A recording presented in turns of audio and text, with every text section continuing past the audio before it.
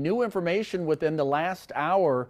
The Oneida Nation's Business Committee is replacing the Board of Managers for the Oneida Engineering, Science and Construction Group with an interim board manager, Deborah Paulus. This after the head of the OESC group apologized for entering into contracts with the federal government regarding ICE facilities. New at 5, Samantha Cavalli tells us why thousands of Oneida Nation members are outraged.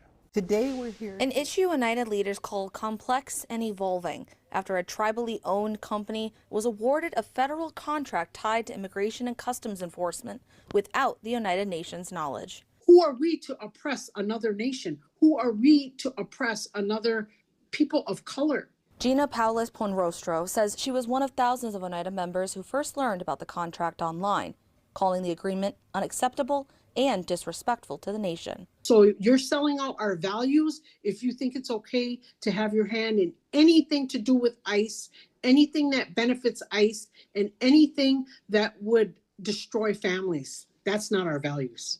Last week, an online federal database showed Oneida Stantec Joint Venture LLC was awarded a $3.9 million contract to work with the federal government on ICE detention facilities. Records also show a similar contract was awarded back in September. If I may offer an apology, Mr. Chairman, Oneida Nation, I deeply apologize. CEO Jeff House taking responsibility Friday, calling the decision a major mistake.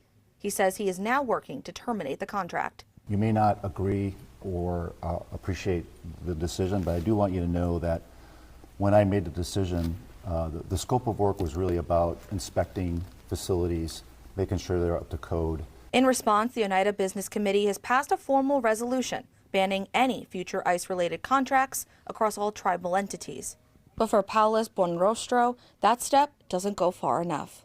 They need to honor the legacy of our ancestors who fought to be here. And so the dollar sign isn't what any of our ancestors fought for. They weren't trying to make millions.